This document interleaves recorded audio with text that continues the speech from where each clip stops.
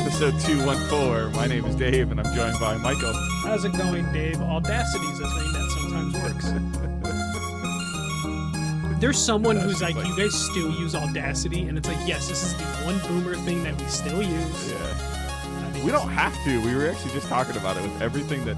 There's plenty of things that we can use that can record and do all that stuff. And I mean, full disclosure, we had to rip audio from the live streams previously for the last 2 weeks because we have YouTube audio, we have Twitch audio, we have our own personal audio. Like, there's a bunch of stuff.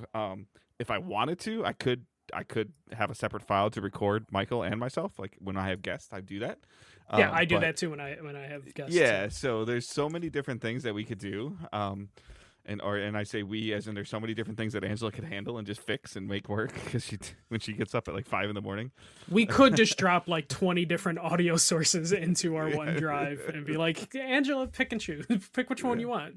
Dealer's choice. So, but I haven't really heard anybody complain about audio quality in a long time. And there are some other, like recently, like with a little bit more driving that I've been doing, there are some high-end podcasts that I think that get way more listeners than we do. Their audio is way worse. And they have like high quality equipment. I'm on a fucking Elgato microphone. Like, yep. I'm just fascinated sometimes. Like, I watch a lot of ESPN, as most of you guys know, and sometimes I can't fucking watch any of their home content. It drives me nuts. Like, I've been watching You're a multi-billion-dollar company that's owned by Disney. Can you send somebody an XLR mic, please? Like, not only that, like, just sell them a good mic, give them a good webcam. Maybe don't have Kendrick Perkins record in his bathroom where there's like a horrible echo. There's so many things wrong with it. I've seen some. I've seen reviews. I was looking at them for a long time. The lavalier mics that you can literally like clip to your shirt. Yeah, those are. And you plug into your phone. I'm fascinated by the quality of those things. And that microphone is like the size of my thumbnail. Yeah. Like, so I'm just like fascinated by all this stuff. And I'm like, how do you let that happen? I get it. One time, like, hey, we have a new reporter that broke a story, and we're going to Best them Buy live. and grabbed whatever they could. But then at the same time, I've seen the proper producers. Like, I don't know if you watch PTI. I used to, yeah. Something was going, because Tony Kornheiser is pretty much stays home all the time now, and something for a week was going wrong where his equipment wasn't working and he was using his iPhone. You could tell that he was using an iPhone, but it still sounded better than Kendrick Perkins. Yeah. Anytime because I love like the NBA content, playoffs are coming, and anytime he's on there, like I'm just like, why does he have this echo? Why does it sound like he just found like the worst room to record in at home? God. Yeah. So anyway, we are Digital Days Gaming. We're a weekly podcast that posts every Thursday, 6 a.m. Eastern Time on podcast services. We live stream on Twitch, twitch.tv/Digital Days Gaming, and YouTube at the same time, youtube.com/Digital Days Gaming. You can follow on, or you can subscribe on YouTube. That's free. You can follow on Twitch. That's free. You can subscribe on Twitch. That costs money. Or you can use Prime Gaming. And do that. Just keep checking that every 30 days or periodically. We don't have to be live, but it does not auto renew. So, and I think you got to jump through like 2 or 3 more screens to actually renew it now because they're making it a pain. It's like a drop down, move to a different tab, and then go. But it is free if you have Amazon Prime and you linked it with Twitch. So that helps us tremendously, and it also means Bezos doesn't get to keep his money. So please consider using it, even if you don't use it on us. Use it on some streamer, please. Somebody, like, just don't let it go to waste. But still keep checking it. Use it, give it to your other streamer buddy 1 month, give it to us the 1 month, give it to somebody else another month, but just give it to somebody. And everything else is linked in the show notes. Discord, website is all linked in the show notes, and check that stuff out and join the community. And we're going to jump into some news. Yeah, the first bit of news, we don't really ever do like trailer reactions outside of like special events, but maybe it's slow news week, or maybe this was just a really good trailer. But we finally have the first like real trailer for Amy Hennig's Marvel 1943. This is the game featuring Captain America and Black Panther that takes place during World War II during 1943. The game is running on Unreal Engine and is expected in 2025. But I just kind of wanted to talk about like this being the first actual trailer for this game, because all we had last year or 2 years ago was just a idea and a title. And I don't even think it was a real title because it's different. No, I just think it was a World War II Marvel game. Yeah, like we knew it was Marvel, we knew it was Black Panther and Captain America, and we knew it was World War II era. Yeah, and now we got the first full trailer. We know which Black Panther it is. Obviously Steve Rogers. We got to see the other two characters, the human characters you'll be able to play as, because they did mention last time when they announced the game that you'll be switching between the 4 characters. And I think we may have gotten just a little bit of gameplay in that trailer, at least in-game cutscenes. Everything. So you watched the trailer. Yeah. And this is all, I believe, and I could be wrong on this, but I'm 99% sure this is all coming out of GDC. It is. Like, okay. And then there was IGN, I believe, had a 12-minute segment or a 12-minute like presentation of where Amy Hennig was on the stage, and because Skydance, Skydance, yeah, new media or something, like is what it's called. Like, she's the president. Amy Hennig's the president of it. So right now the only game they're making is Rise of Hydra. And she was saying everything is in real time, like everything they're showing is in engine in real time, and she was just loving Unreal Engine 5, like what they can do. They did a brief breakdown of where they showed like the road, an area, and they like peeled it away, like on the screen, like they peeled away the debris, and actually went down to like the code a little bit, and then she kind of like layered it all back on there. And like they did live snow, and then even at the end of the presentation, she's like, just so you guys don't think that I'm full of it, she had her her presentator on his keyboard, which are on his computer, actually pull up the developer screen of editing live in Unreal. Like the guy was editing in front of us. So it was like this game is very far along, if you ask me. Yeah, like it's very 2025 sounds reasonable for it. Yeah, and it also looks freaking amazing. Yeah, no, it looks great. I love the concept of the story, because this is the thing that I always wanted from Marvel from like a video game perspective. Yeah. You have this rich history. You can go anywhere you want. This is what they should be doing, especially now that they're letting companies touch like different companies touch different franchises. Like this can be standalone and it won't interfere with EA's Black Panther game. Like it's not going to be confusing because it's completely different Black Panthers. And hopefully it'll look distinct enough from the other projects. I will say I don't like that Steve Rogers looks like Neil Patrick Harris, but that's just like a weird thing that I noticed. Here's the deal though. This is Amy Hennig. She did this for Naughty Dog for years. Again, I really recommend. Maybe I'll try to tweet it out today or this week or when the show goes live. I really recommend watching that presentation there, because I'm awful with names. I didn't write it down or anything like that, but Captain America looks like the person that is voice acting him. Yeah. Like it's full mocap. So does Black Panther. And it looks phenomenal. If these are, obviously we don't have a HUD, we don't have stuff like waypoints and mission stuff that's telling us what we need to do, cluttering the screen or anything like that. But I think that this will be very, very close to what the game looks like. I mean, like in terms of what we've actually play. Yeah, and it's just going to be a matter of like, I would imagine scale-wise, we're not looking at some huge scale. No, I put this on Uncharted 1 or 2 scale, 14 to 18 hours. You'll definitely globetrot and stuff like that, but I don't expect this to be open world. If it is open world, it's going to be a very small open world game. Yeah, she didn't say. I mean, she just focused on third-person action adventure. Yeah. So like I imagine like you said, like a 12-15 hour game, and it's kind of exactly what I want from this, especially if they can get it out as fast as they've been making it, because it's only been a year or 2 years since the announcement. She looks, we've seen her a handful of different times. Even today, my wife was like, "Oh, EA's making this." I'm like, "No, she was working for EA for a little bit." My wife was reading a tweet that said EA's making it. Mm-hmm. Somebody was still saying that. I was like, "No, this is Skydance." I actually had to go look and who owns Skydance, and Skydance owns Skydance. Yeah, it's Tom Cruise's company or something. No, that's Skybound. It's something like that. Yeah. She, to be honest with you, I haven't seen her a whole lot. I know she's been interviewed, and I haven't seen her in a long time. But she looked so comfortable and just relieved to be like, "Here you go."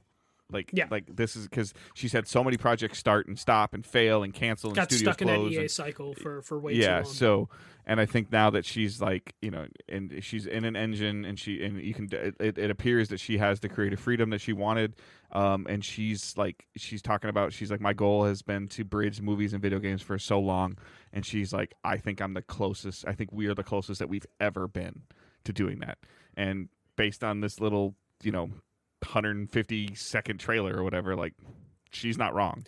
Yeah, so. and the thing I hope they do, which I think would help her storytelling and writing style, is kind of do what Ninja Theory was trying to do with Hellblade 1.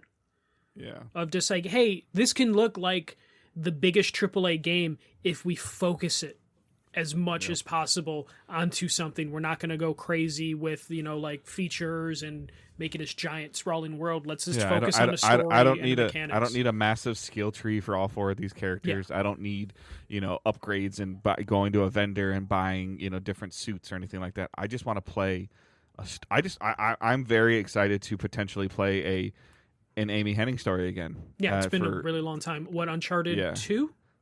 3-ish, 2.5. 3 was taken off 3, so So I mean, arguably of the 4, I mean, sure, 4 Uncharted 4 tied the bow on the whole story, but I would say that Uncharted 2 is right there. Yeah, to me, Uncharted 2 is 1, Uncharted 4 is 2, and then yeah. And the only reason 4 is as high as it is because it was a finishing of the story. Yeah. But 4 also, complaint me and you both had, is sometimes 4 just dragged on just a little too long. Yeah, 2 had a little bit of stuff too, but not as much though. Not as much, yeah. So I'm super excited. 2025 seems like a good sweet spot for this. I mean, my wife is starting to play that same game of like, where's it coming to? I was like, it's Skydance. It's probably coming to everything. Mm-hmm. And she kind of pretty much said like, okay. She's like, I like that you play on PC. She's like, but you're buying this game on one of the consoles and your butt sitting on the couch and I'm watching. Like that's and she saw that from the first trailer today. So yeah, this looked great. Like this is now on my radar of games. It was always going to be on my radar because it's Captain America game, but like even more so, I'm excited because it was the thing when they first announced it. Like you a little bit more so than me were like, well, let's see if this ever even comes out because of how long it's been since games come out from Amy Hennig. So like this was nice to see. Like okay, it's far along that it will probably come out, and then it's just a matter of just what we actually get when it comes out. And I really hope, I'm so worried that it's not going to be large enough scale for like the mass audience to truly enjoy it, and it might end up falling in like the Guardians of the Galaxy thing where it's like, hey, here's a really good story, here's a really good game, but because it didn't have like online co-op, people were just like writing it off. So I'm hoping this doesn't fall down that same kind of path of like overlooked gem. No, it's definitely like I knew I was intrigued and interested by this game, and to be honest with you, I was actually surprised that it said 2025. Now, ultimately, do I think it's actually going to come out in 2025? Probably not. I think it's probably going to be early 2026, honestly. But who knows? I mean, it's been a long time, and it seems like based on like the digging around I did on Skydance's Wikipedia for like 5 minutes, is like they made a division for her. Yeah, basically, it's a whole studio for that. They've only dabbled in video games just a little bit, but nothing too major. But let's move on to the next story. This one's a little bit of a follow-up one from like last week or 2 weeks ago, and it's the split between Embracer and Saber Interactive. We actually have like the dollar amount now. We only had like a scale, and also now we know what studios are going with Saber Interactive. So the deal is clocking in at $247 million. The previous report said that Saber was going to be taking some support studios with them, and those studios were finally revealed, and they're actually taking a lot of studios with them. So Saber is going to keep Nimble Giants, who do Star Trek Infinite, 3D Realms that make Iron Fury. They're taking Sandbox Strategies, which is a PR company that me and Dave have, like, during our E3 days have worked, which is kind of crazy. They're just like mixed in with this. New World Interactive, the Insurgency devs, Slipgate Ironworks, which made Graven, Madhead Games, Scars Above, Fractured Byte, who do the Borderlands Legendary Collection, and then a company called Digic. So not like they're taking some gigantic names, though 3D Realms has some history. But those are the studios they're taking to support them. Embracer is going to keep Tripwire, Beamdog, Tuxedo Labs, Demiurge, Aspire, who just released the Star Wars Battlefront Classic, and that didn't go too well. Snapshot Games and 34 Big Things. So those are the studios they're keeping. They also, Embracer still has Gearbox for now, though Gearbox is apparently up for sale right now. Saber confirmed that they are still developing Warhammer 40,000 Space Marine 2, John Carpenter's Toxic Commando, and Jurassic Park Survival. Saber also apparently has the rights to acquire Zen Studios in the future from Embracer Group, And also, Saber confirmed that they are taking 38 projects with them in this deal from Embracer Group. So this is this sounds like Embracer got cut in half almost with like the amount of stuff going with Saber Interactive and all the projects as well. But Dave, it also seems like there was something. I don't. You might be better with time frames than I am. How long did Embracer own Saber? Do we know? 2020, 2021. So maybe there was a 3 or 4 year window that they didn't hit something, and Saber had an out. It could be. And then with their out, they had a buyout, and then there was a bunch of caveats to it that Embracer's like, oh, it'll be fine. Sure, tie a little bow on that. Yeah, put a hook on that. Put a hook on that. That's fine. We'll hit our revenue goals or whatever. And then Saber's like, if we're not able to do what we think we need to do, like this, and this, like we get out, we get to get out. And they're like, yeah, it's fine. And they didn't hit it. And now Embracer's like, well, okay, well now we want you out. So now let's sweeten the deal to get you out because we're bleeding money, which is obvious. I'll be really honest with you. I don't know if I played anything that you mentioned. Well, those are just like their recent releases. But I know. Yeah, it's not like, again, these are mostly like auxiliary. I mean, Warhammer's a huge game. Like, yeah. I know Warhammer's a huge game. There was, I think, at one point in time when they announced this Jurassic Park survival game, it was like one of the most viewed YouTube trailers, like, the Game or something. Yeah. So, like, that's a big deal to some people. The survival genre is a big deal. Mixing it with Jurassic Park, like, cool, kudos. Like, fantastic. Zen Studios, I think, would be a huge feather in their cap if we ever see a resurgence of popularity of pinball. I don't know if it's popular or not popular anymore. It has an audience, and it's able to make money from that audience. Like right. That's basically where Zen is. I know that their licensed tables were costing them a lot of money at one point in time, and I think they were I think they went like over the top with that stuff instead of just making fun pinball. They're like, oh, we want to do Ghostbusters and we want to do Jurassic Park and we want to do all these licenses, and I think it kind of like took over them for a little while instead of just going to just basic pinball, which I think that they've gone back to. They did, and they also, if I remember correctly, Zen had the problem where when they had people shift over to like a sequel or a different game, your tables didn't carry over, and that kind of caused like headaches for them. I'd be surprised if they, like the next thing the Zen does is probably something mobile based that works on console if they're not already doing it. Like I'm the size of phones now. I'm surprised it's not more pinball. Yeah, and Zen also made non-pinball games as well. So this could be was Castle Crashers or. What was that game called? Like a tower defense game. I'm gonna look up Zen Studios because they made some really good games in the PS3 era. Yeah. Pinball Effects, the mini golf game. They worked on Dead by Daylight. So they've Castle also Crashers or something. No, it's not Castle Crashers. That was a popular Clash of Clans or no? No.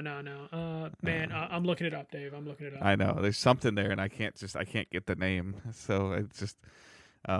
Castle Storm. Yeah, okay, there we go. And that was like a kind of like a tower defense game. I believe where you were trying to take over somebody else's castle. Yeah, that was a PS3 era, and then they made Kickbeat and the Williams pinball game. So mostly pinball, mini golf, but they do have Castle Storm, which was popular enough to get a sequel.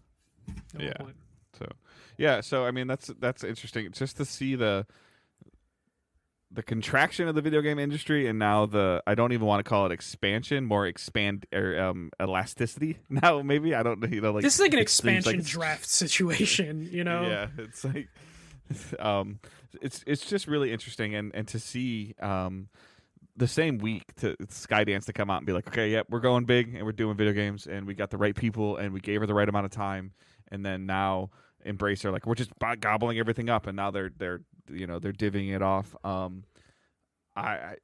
The thing that I'm actually the most fascinated by this afternoon, like as I started kind of like trying to catch back up on some stuff, is just like Unreal Engine 5 is just going to dominate. Yeah, Unreal's been dominating, but more so now, especially like EA was probably the biggest competitor in terms of like Frostbite Engine.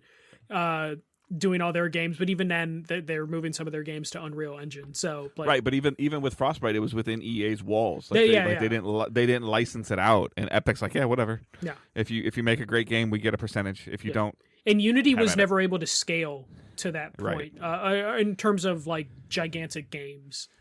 Yeah. That was my biggest takeaway from like the little bit of rumblings I've heard from GDC is that U5 is just amazing. Yeah, it's why, like, Epic Games is worried about like Fortnite falling off a cliff, but they're one of those companies of like they'll be okay. You know, like they'll be just fine with the Unreal Engine, and they're really aggressive with. Fortnite is their frosting and the icing and the decoration. The cake is the engine. Like if it was a Tim Sweeney, if he has to like shrink the company down, it won't shrink that much because they need Unreal Engine to keep going.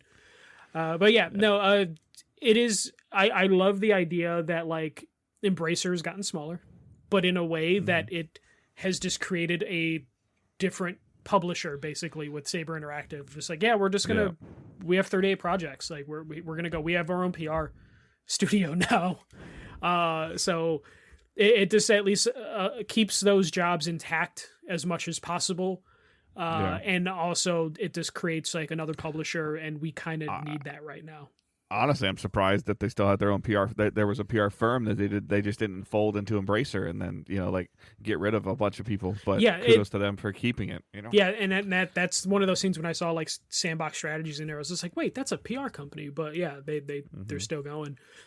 So it just opens up more possibilities for like Saber to expand if they want to. And honestly, when you look at Embracer Group, Saber was the healthiest thing that they had. Like Gearbox makes money, but Gearbox has always been in this weird spot of like, what do they do without Borderlands? And that question has never been answered. Their Gearbox is mid, double A to triple A, like 2.5 A. 5-year windows, 5 to 6 year windows where they kind of like, they throw like a remaster or thing in there, but like, Borderlands 4, if it exists, we're talking. 6-7 years after 3 came out, and the returns on the Borderlands franchise have been less and less. Even though we got in trouble last time by underestimating how much Borderlands sold, but like based on people that I know played Borderlands, there's a high for 1 and 2, and then since then it's just been like, maybe it'll be like the old days, and no. But just seeing Saber break off and do their own thing is good. Embracer's still in trouble. Just because like the studios they did keep aren't doing too well. Like, I don't know if you saw the Star Wars Battlefront drama this past week from that thing launching. It just didn't sound like it didn't go smooth at all. So. They only had 192 slots available on PC the first day for their online server. Like that's wild. They eventually got their servers like up and running more, but like the fact that launch day on PC, they're like, just 192 people can play this game. Today is just wild. We'll see what happens with Embracer. I have a feeling Gearbox will probably be sold off by the end of the year, and we'll see where that goes. I have a feeling like an EA or an Ubisoft can end up pulling in Gearbox, because people forget Ubisoft has that Microsoft money now because they're in charge of Game Pass or whatever in Europe. I can see like Gearbox moving to one of those studios. But place Gearbox probably won't be moving to is PlayStation, and PlayStation VR 2 is currently kind of struggling, I guess, over at PlayStation. PlayStation is having all sorts of like, I wouldn't say financial struggles right now, but they definitely are tightening the belt. And the latest thing is that PlayStation has reportedly halted production on PSVR 2 due to slow sales. This move is credited with PlayStation wanting to sell through their surplus of units that have already produced and probably sitting in a warehouse. So this isn't a discontinuation of the hardware. They're not like killing off the hardware. They just have so many units that they need to sell through that they're just not going to produce anymore. PSVR 2 sold around 600,000 units in its first 6 weeks, and that was the last time we got like a report on how many units were sold. And it's been out like a year and a half now, something like that. Sure. Reports a few weeks ago said PlayStation was looking into making the headset compatible with PC to broaden the market appeal for the headset, basically trying to get more people to buy the headset. And now we know why. It's because they kind of are sitting on a bunch of units that they need to sell through. Dave, if you remember, PlayStation was bragging of like, we're going to have 2 million units ready for this launch. Like there was like them talking about like they're going to hopefully have 2 million units ready for launch, and it sounds like Well, it sounds like they do. it sounds like they have So here's the thing. So this is twofold, okay? So 20 years of retail, hat going on real quick, okay? Most companies order their own stuff. And we know that already. They look at trends, they look at sales trends, and they're usually very tentative. They bring a new item in, let's say Best Buy or Target or Walmart brings PSVR 2 in, and they start looking at scale, sell-through rate, and how fast it sells through. Yeah. And they, I don't know, I'll just use a basic round number. Let's say Walmart bought 500,000, I don't know, that's 100,000 units, and they distributed 10 units to every store. I don't know, just don't kill me. And there's still 50% inventory in the stores, so they don't need to order more. Therefore, it's not necessarily that it's not selling, but it's not selling at a fast enough rate where they're going to Sony and saying, hey, we need more. Yeah. We need to stop. We need our stock. We want to do a stack out. We want to do an end cap display with this, across the country, and we're going to drive this many units because the demand is showing that's there. The demand isn't bad, but it's not enough to make any of these companies want to change their setup. I mean, you with your retail experience, you know exactly what I'm talking about. So therefore, they're like, okay, we're just gonna kind of, so Sony goes to them and say, hey, it's time for you to write your, your next quarter order, and they're like, we're good. Our in stock position, our weeks of supply of your unit headset, we're fine, based on our trends and our projections. So they're not buying anymore. It doesn't mean that I don't expect to see some like crazy markdowns on this by individual retailers. I think Sony would have bought their inventory back if they were going to start fire sailing, if they had no plans of discontinuing it. So it's not good, it's not bad, it's not great, it's not bad, it's okay, it's good. But it's gonna hold its space on the shelf. It's gonna hold its one, on the PlayStation shelf, and it's gonna have its one facing, and or their one little sign that says, "Hey, we have this. If you want it, come get it." And they're fine with that. It's not gonna get any kind of cool feature of like this is gonna be the next back to school item, the back to school tech item or the grad gift. It's not there. It might end up just being an online order item at that point, which for the most part, I think it is already, but it just means like, hey, if your PlayStation, you have the factories being like, hey, how many units do you need, and that spot in that line for those factories is super important. But if you're PlayStation and you're like, okay, these units aren't really selling that much, the PS5 Pro is probably real based on the reports we've been seeing. What if we just take that queue in the line that we have right now, that place in line that we have for the VR units? What if we just put the PS5 Pro in that spot right now and just get the factories to make that? And it was something that was probably going to happen anyways, them slowing or halting production as they get their next bit of hardware out, because this is a very niche thing. Yeah. And then if the PS5 Pro goes well or does good again, and there's also another influx of software, like this is where software is becoming a problem, is like there's not, I don't feel like I'm missing out by not having a PSVR 2 right now. I don't feel like I'm missing out.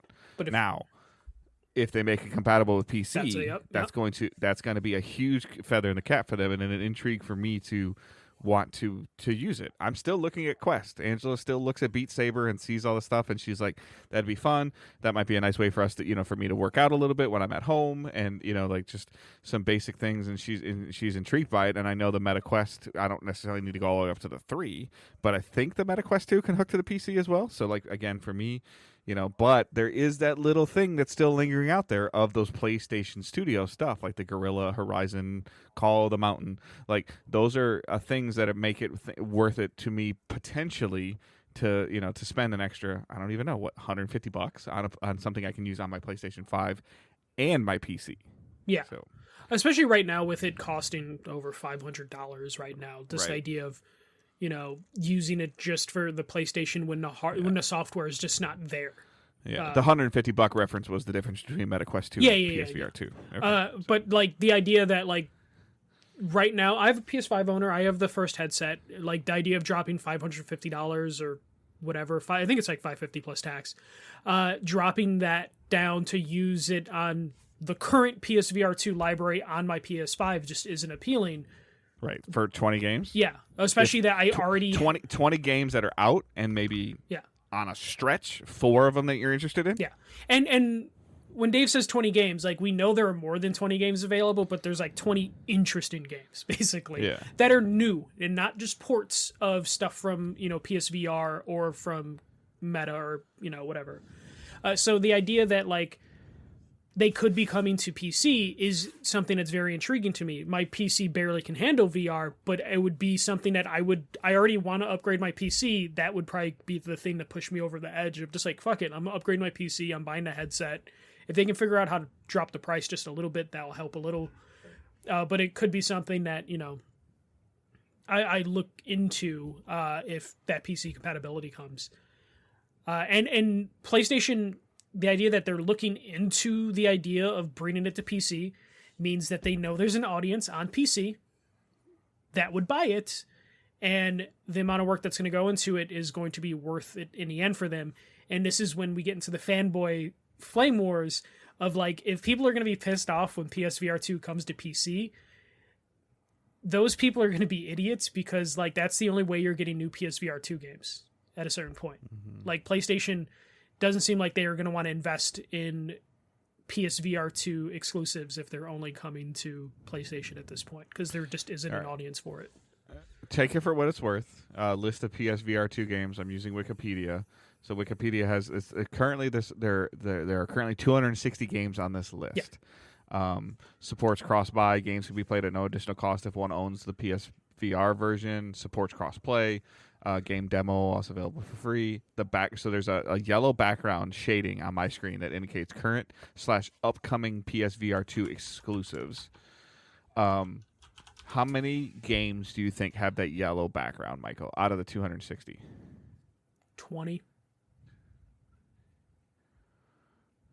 I just counted this before and I lost my count.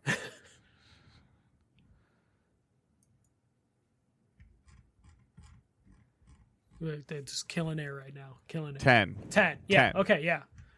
So 10 of the 260 are only playable on PSVR 2.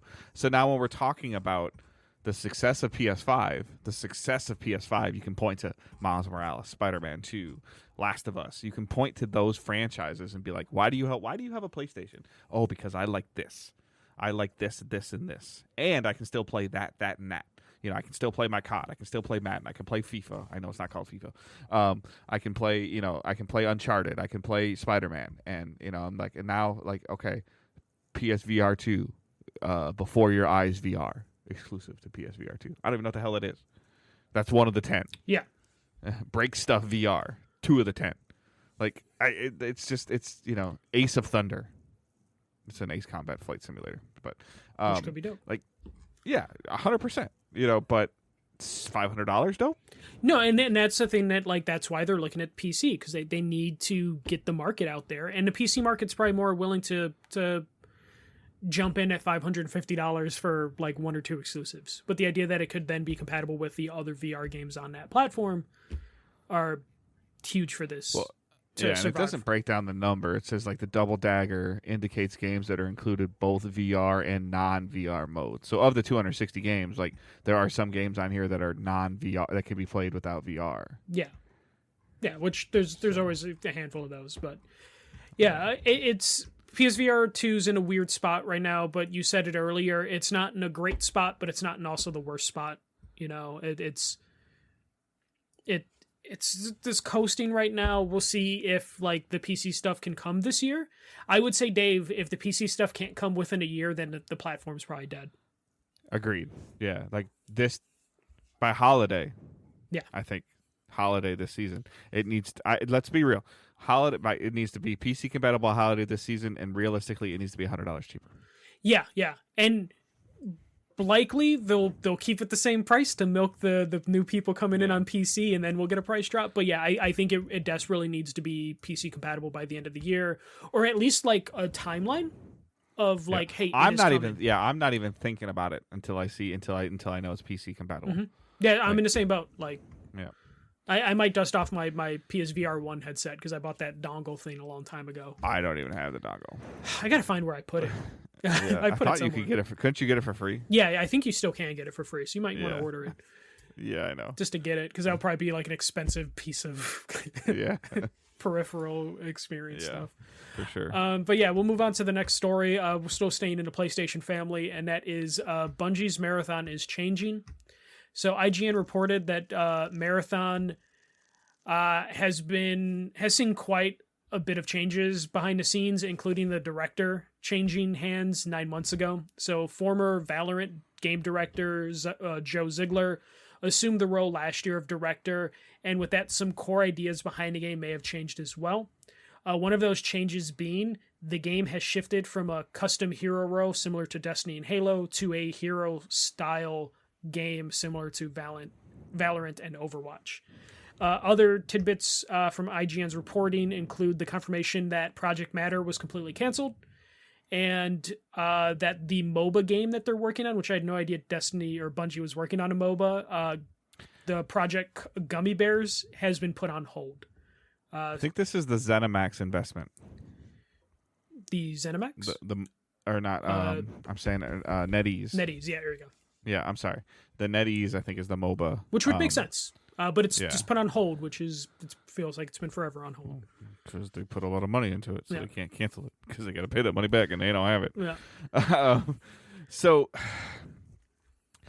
bringing the Valorant director in, and then being surprised that he's changing something is like just asinine in my mind. Like, this is what you brought him to do.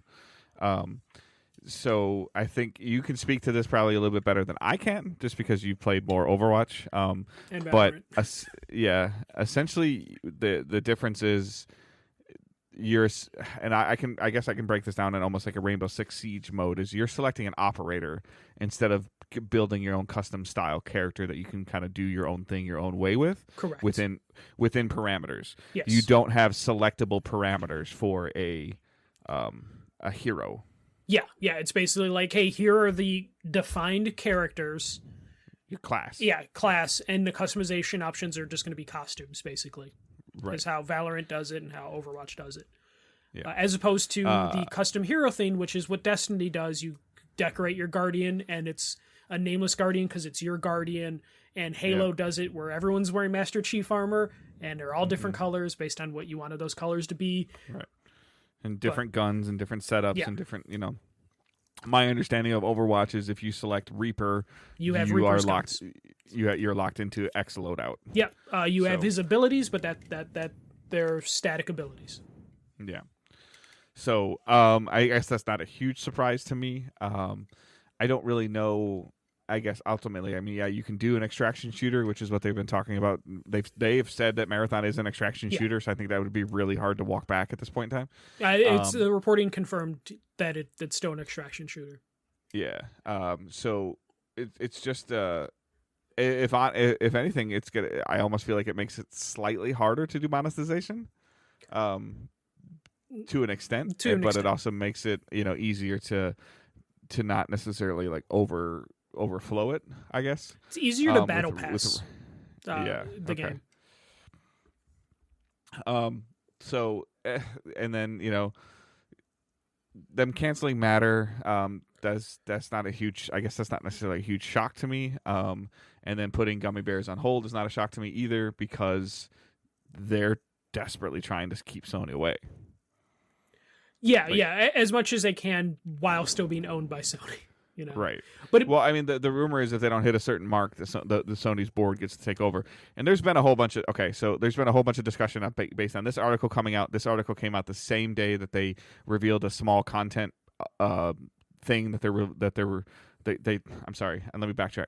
This article was published the same day that they were doing their Destiny Into the Light presentation of three live stream. Well. It's only a third, or it's 1/3 done. Yeah. But it's 1/3 done, and it's a free update, and it's a Band-Aid for the delay. So, like, my expectations of that were very low. Like, that update is not for me. But we know that Bungie has a revenue problem, and we also know, based on what the Sony president essentially said without saying it, is the same thing that Microsoft had on it, is that the Sony president is tired of them burning cash, which is what they do, and they do. And ultimately, like, I think that you'll see when Final Shape comes out that when the rubber hits the road, people will buy this expansion. Like, now, is it going to be the number that everybody wants? No. But is it going to be a number that's going to make them profitable? Yes. Like, I do think, but they got to get there. Yeah. And this Into the Light thing I don't think this is going to necessarily help it. It might be enough of a carrot to get somebody to sign back in and check it out and see it and remember that they liked playing the game. I think that's kind of what their hope is. But I've also come to the point and an acceptance and a realization with me and Destiny 2 is like, that's not for me. That's for somebody like sort of like you, Michael. Like, hey, come back and check it out, see if you like it, and please buy Final Shape. I'm already buying Final Shape. Yeah, like, they're not going after me. So it sounds like the Band-Aid was just to like make the concurrent player count happy and not necessarily bring in new players. Concurrent players are locked in. Yeah, but the thing is that it's this weird dynamic because the concurrent player is the one that watched the Twitch stream. You didn't. You only saw and again, you're not necessarily into Destiny, but even the person in between you and me probably didn't watch it. They probably didn't know it was happening. They might see something now that shows it's happening, but ultimately it's just one of those things of like, hey, I guess what they're hoping for is this comes out on April 9th, so in like 3 weeks, that you sign, like, not, I'm just going to use you as a broad example. This is not what you're going to do, but you're going to sign on April 9th to your PlayStation. Oh, let me see what all my buddies are doing, because apparently, supposedly, people still do that, even though I don't. And not they're like, PS5, why are like it's difficult as fuck to get there. Why are 12 out of my 20 friends that are online right now playing Destiny again? And that's what they're hoping, is that they're hoping it's still on your hard drive and then it pops up on the screen like, oh, update, play Into the Light, and what? Like, and then you start playing the game and hopefully you're like having fun, and then you see your friend down there and you link up and you do something and you're like, hey, I remember I really had a fun time playing this game. Yeah, man, that somebody that hasn't been playing now comes back and sees, and jumps in with me and says, hey, can you help me out? Yeah. And then like, hey, this is, like, oh, I forgot this is kind of, because fundamentally it's still a really good shooter. It's just a matter of if you care enough to invest into the game again. That's the problem right now. So, but they also like the game director that was on this before this Joe Ziegler guy. He was a former Bungie or Destiny director. I don't know what they're doing with Christopher Barrett now, because Christopher Barrett did a lot of the high end stuff for Destiny. It sounds for a while like and it's then still moved going to be on to Marathon. working on Marathon, just in a lower capacity. No longer the top person. I don't know if I'd want to do that. Like, unless it was one of those things where the person was self-reflective enough to be like, yeah, this isn't working, or this isn't going to work. I do think, though, this pushes Marathon further down the release window, because before, the internal reports were saying, oh, it's coming out holiday 2024, maybe spring 2025. If 9 months ago, 2025, if 9 months ago they decided to change course significant enough to make it a custom hero thing to a hero shooter, you got to build personalities, you got to do writing stuff, you got to build a whole system behind that. And to me, that pushes this game like another year, depending on how drastic the work needs to be. While they were making this change, they revealed the game. Yeah. Like, officially revealed the game. So it's super interesting, just the lot of idiosyncrasies that are going on. The point that I was trying to make is there was all this conversation on Twitter after this Into the Light thing and this IGN article came out of people like, oh man, dude, like there was a lot of stuff about, oh, do we want to see Sony take over and fix Bungie and make Bungie what they were again? And I'm like, what world are you watching? Sony has not been able to release a live service game. No, and look at Helldivers. I'm like, 60 days. Talk to me in 6 years. It's like one of those things though, where it's just like, I don't think PlayStation could get Bungie back on course, but I don't think Bungie can get Bungie back on course, because enough people have left that company. Yeah. That, like, I don't think Bungie's ever gonna hit the point again that they hit with Destiny 1, Destiny 2. Right. At least this current regime, unless a bunch of people come back to Bungie. But I don't think PlayStation taking over. Unless they do exactly what we talked about, and they stop, like they release the final shape, they release the 3 episodes for Destiny 2 that they've already announced, and they're like, okay, we're done. Yeah. Here you go. Like, Destiny 2 is done. What do you mean? You'll have a couple balance updates every once in a while. We'll do some server maintenance on it, but we're not adding any new additional content to it. What are you doing? Stay tuned. Then they got to shut it down for like 4 years. Yeah. 4 or 5 years. Do the thing that PlayStation lets Naughty Dog do. Where Naughty Dog kind of shuts down. Just disappear and be like, oh, did Bungie close? Like the next like top Google thing in 2027 is, does Bungie still exist? And then when you do it, you find out they're still hiring people, and Right. it's like, oh, they're thriving. Yeah. And, but ultimately, like they, whatever, 4 years down the road, like a State of Play 2023, and you lead with a Bungie logo, you'd own the internet. Yeah, and this is, I hate blaming Jim Ryan for everything, but this feels like Marathon was announced too early because they made this change. The change they made makes me think the game probably wasn't that deep in development when they made that announcement trailer, and it almost makes me think that like Jim Ryan acquires Bungie, or knows he's acquiring Bungie, and Prove what I spent. Basically, then announces we're going to do 12 live service games, and then tells Bungie, announce something. And then Bungie's like, yeah, Destiny 2, final shape. And Jim Ryan's like, shut the fuck up about Destiny. I need to know what your next game is. Yep. And then they're like, oh, you mean our MOBA we're making for NetEase? And they're like, no, a new game. And then they're like, shit, well, we own the Marathon IP. We can throw a trailer together for you for that. We don't know what it's going to be yet, but if you want something here. Like, it feels rushed. It's bad. Yeah. But I'm sorry. Like, I personally think Sony's board taking over Bungie's board would be bad. Yeah, no, I do too. Just like I think Bungie right now is bad. It would be worse. Like, it would lose its identity. As soon as PlayStation takes over the board, you will probably see mass resignations from like the high level people that make Bungie. The report from that article from IGN is saying that it sounds like there's going to be a mass exodus in 2026 when the I don't even know the term of it, when the Sony stay on money runs out. The I forget what it's called too, but yeah. The acquisition bonuses and stuff like that go through. Yeah.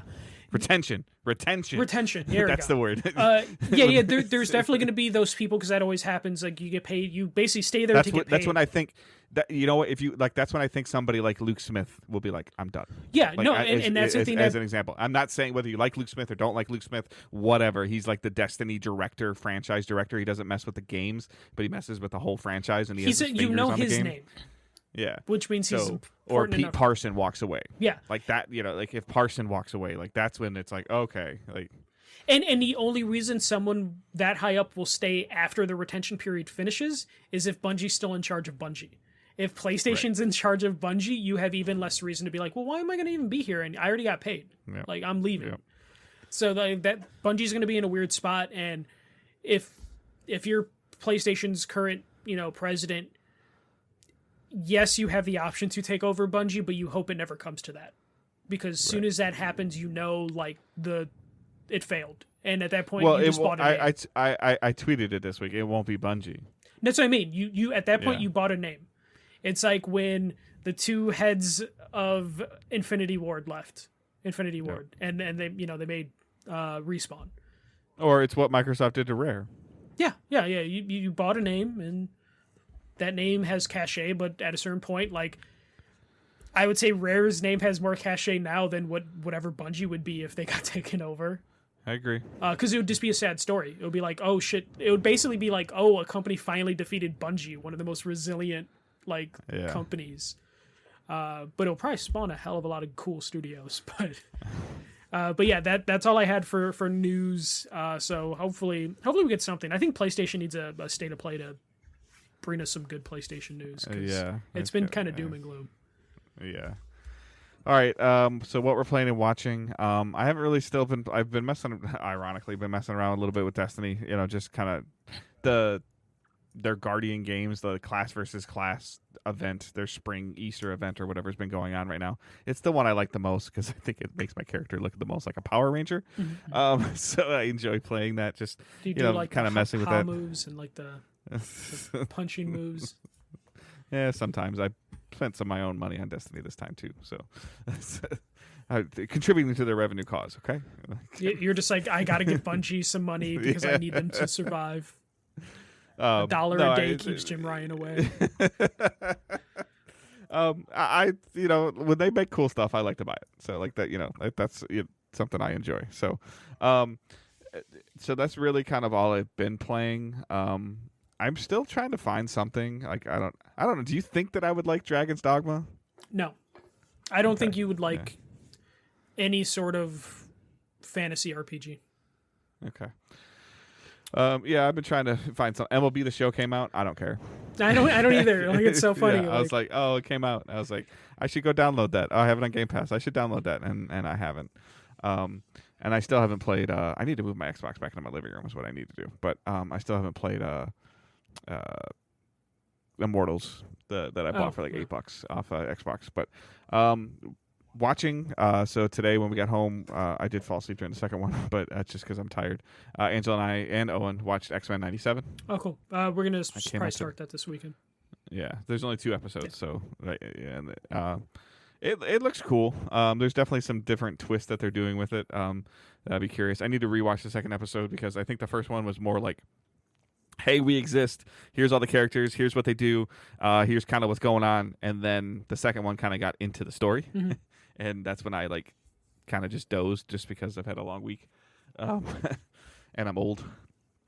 So, but yeah, we've been watching that. We've been watching, there's a new show on Paramount, Tracker. It's called Tracker. It's Paramount CBS. He's essentially like what they're calling him, like a rewardist, where he travels the country. Like somebody puts up $20,000 to help find their missing sister, and he goes and helps find them and stuff like that. And there's a story element into that.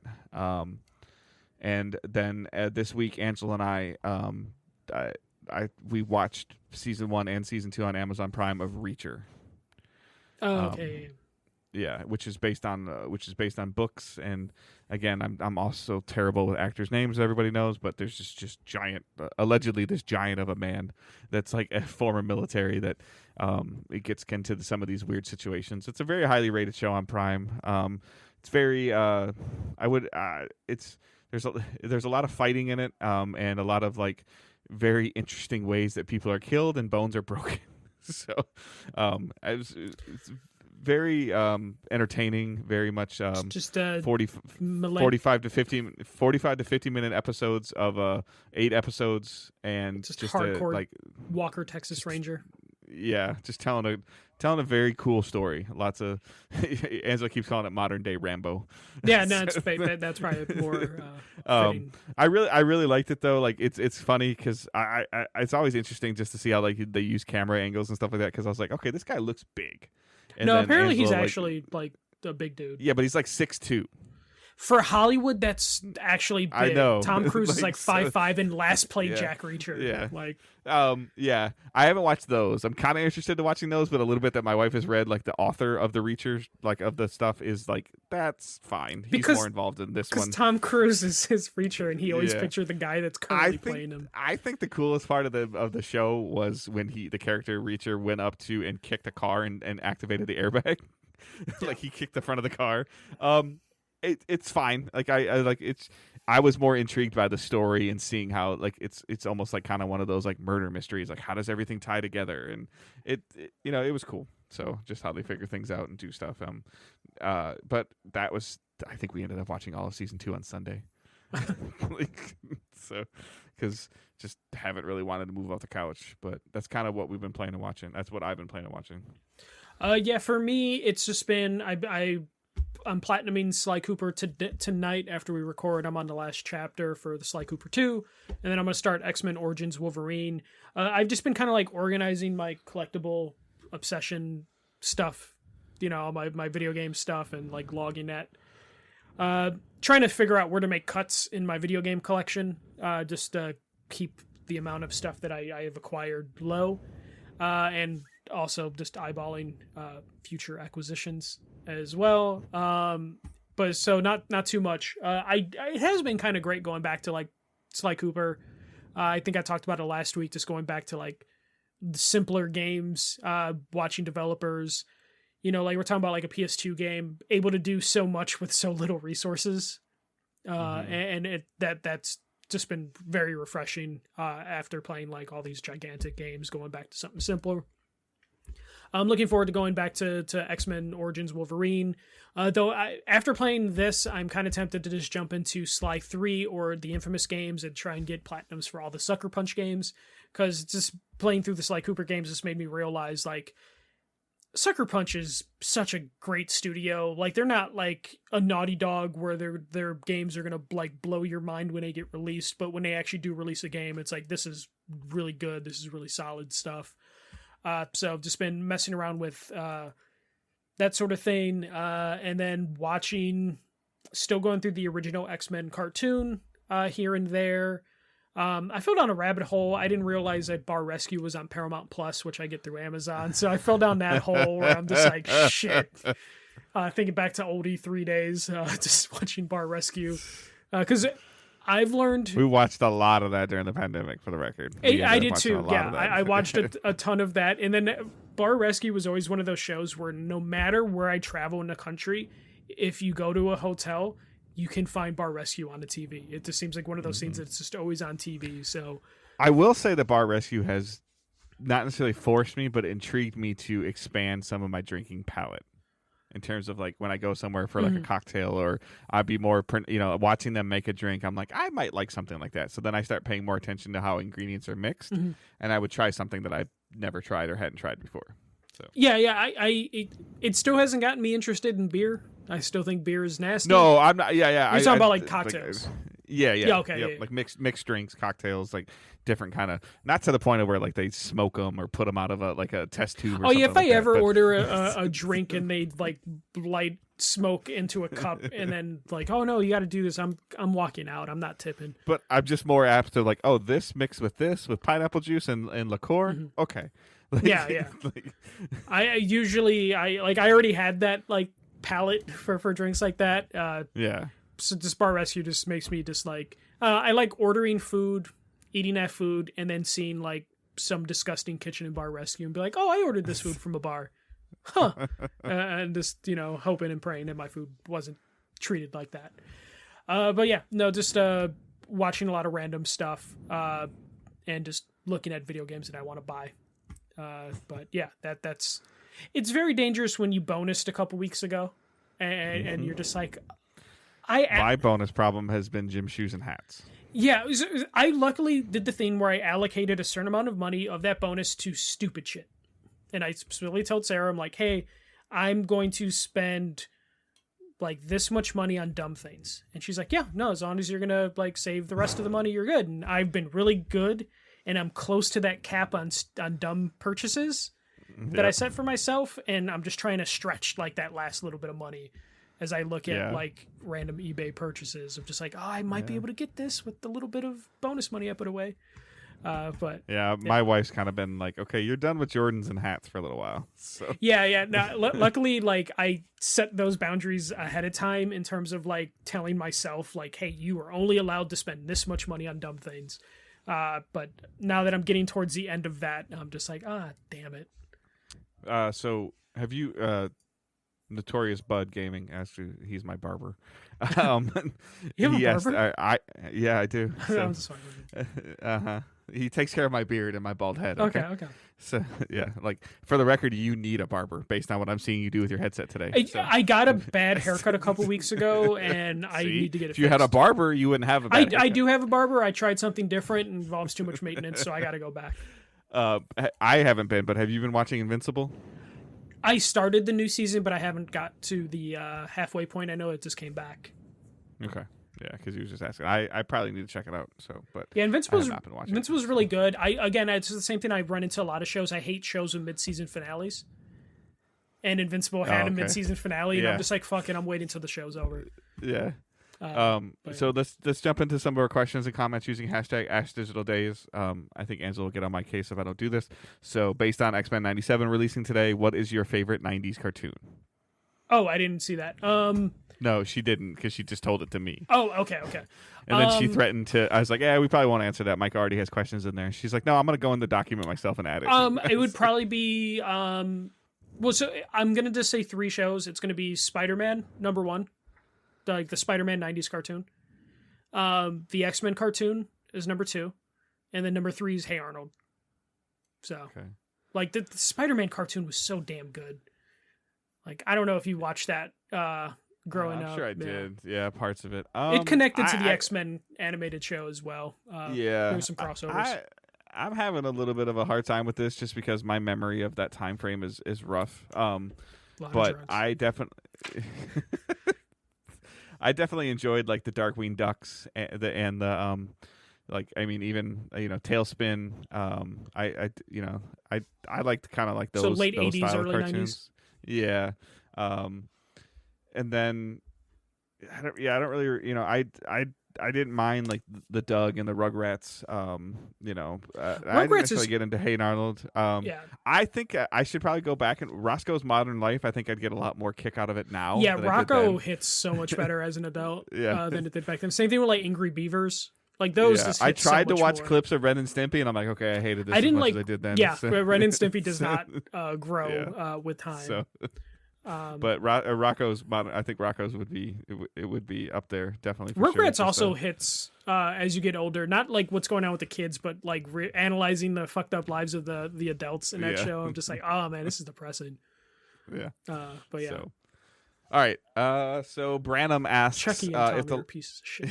No, I hated those kids. If the Last of Us had less combat, like the show, do you think you would have liked it as much? Rewatching the show has me wanting to play the game again, but I just want the story with fewer combat interactions. So go ahead. So I would say the first one had the right mix of combat and story, and the second one probably had a little too much combat and sometimes a little too much story. So I think I would have enjoyed it either way if there was less combat. Especially the second one. I really love the second one. I think when we did the spoiler cast, I was like, I think I like the second one more than the first one. But there are still things that could have been improved in the second one. And that's, again, the thing that I always talk about. If it's like maybe you cut down like 10-20% of that game. And that could be combat sections for me. So yeah, if The Last of Us had less combat in the second one, I would still like it, if not more. So, and the first one, I think the first one's damn near perfect. There were some annoying bits in that game with combat, but for the most part, I think the story is what takes me to The Last of Us. So, yeah, I would agree. I mean, like, and there's nothing wrong with like knocking down especially for another playthrough, just to experience it again. Like, I would knock it down to make the combat a little easier. So instead of like 3 shiv strikes to a clicker, you could just do it in 1 or something. Like, I don't know if it's to that point. The second one, I think it is. The second one, you can get that really, like, the accessibility options really help that second one. Yeah. I mean, I remember you telling me, like, hey, to make sure you have all the materials and everything you need, turn on the range thing where it'll show you, like, something's in a drawer so you don't have to just go through open every cabinet, every drawer, every fridge. Which I think they added those accessibilities to the remaster for the first one. I think you're right. So, I mean, yeah, I definitely don't see a problem with that. Do I think I would have enjoyed it as much? I think some of the tense things, like, it's just one of those things, like the tense moments of like fighting the clickers for the first time and the bloaters, and like even to this day now, like if you hear a clicker noise, you know exactly what it is. Yeah. Like if you randomly hear a noise or something like that, like you know exactly what it is, and I think that builds in that sense of tension right away, and I definitely think they rode their coattails of what do you call it? They rode their coattails of we made Uncharted, now we're making something new and different and innovative, and all Last of Us 2 did was continue that. Again, not a bad thing, but I don't really feel like Last of Us 2 did anything massively innovative compared to 1. No, all of its innovation was just in storytelling, in terms of like it challenging the audience with different themes, but like combat wise, it didn't do anything different. If anything, it made it more like fantastical, of just like they really liked being able to like swing on stuff. Remember Uncharted 4 when you had like the swinging mechanic? Some of that's the grapple hook stuff in 4 made its way into part 2, which was just like, it's not how a grapple would have worked, but like for the most part, I would say they maybe went too far with some of the combat sequences in 2. All right, Stefan asks, I want to get a Nintendo Switch mainly to play the Mario and Zelda games. My question is, should I wait for the possibility of the Switch 2 or pull the trigger now and just get the OLED version? I would say pull the trigger now, get the OLED, because if we, I guess it all ultimately depends on if you, twofold. If you want it now, like you want it like right now, like get it now. If you can wait 3 or 4 months to see if they announce the Switch 2 and what's coming to the Switch 2 at that time, I would maybe listen to that. But ultimately, if the Switch 2 is not coming for another year and a half, that tells me that there's probably, like, I can tell you right now, there won't be a Zelda game at launch on Switch 2. No. And there'll be a 3D Mario, but that's yeah, it'll be Odyssey 2 if it's anything. And I don't know if that's worth holding off for 18 months for, but at the same time, Mario Odyssey's the lowest. I think the lowest I've ever seen it priced is like $40. So it's not like you're gonna miss out on anything. So I'm talking myself into both at the same time. I think that the Switch is a great system, and it has a very fun library for certain things. And I guess I don't expect to be blown away by the Switch 2. Yeah. So there's two things to this. Because it's Stefan, and he won't hear this for like a month or two. Your backlog is so disgusting, Stefan, that you don't need a Switch like right now. Yeah, Stefan, it's March 20th, yes, 2024. Yeah. So you're probably listening to this like around Halloween. Yeah, and your backlog is disgusting. I just want to emphasize that. The amount of games that you need to play, because Stefan, for those that don't know, he mostly is in the Facebook group. He just buys games day one no matter what. Like he tries to hold out maybe a day or two or a week or so, but he ends up getting that game. So he has no time for a Switch. But for the most part, I think since they've never done a price drop on the OLED, I don't think it's worth it right now, because I think when a Switch 2 does get announced and released within a year or two, it's going to cost the same amount of money you're paying today as a Switch OLED. And I would just wait, honestly, and hope it's backwards compatible. And if it's not, then you buy a Switch used OLED on the market, because there will be an influx of people trading in their OLED to GameStops, or selling them on eBay, that you'll probably get an OLED for cheap and then get to enjoy that huge backlog of old Nintendo games. Or the Switch 2 is backwards compatible, and then you can just buy that and jump in there. I guess that's my biggest concern is, like, do we really think it's going to... And I do, but, like, do we really think it's going to be backwards compatible? And they usually go back one generation, typically, unless they do something ridiculously innovative, which I don't expect them to do. Yeah, well, the Wii U played Wii games, the Wii played GameCube games. Right. And that's the precedence we have. Before that, but then it broke at the Switch. Like, the Switch didn't do anything. Because it was a big enough thing. And, right. and I do think that we are getting, like, a Switch 2 or whatever it's going to be. Yeah. We're really getting a Switch Pro that's going to be called Switch 2. Yeah, because especially after those reports of, like, dev kits for Switch Pros being out, like, in, 2021? Like, I think they just pivoted from there.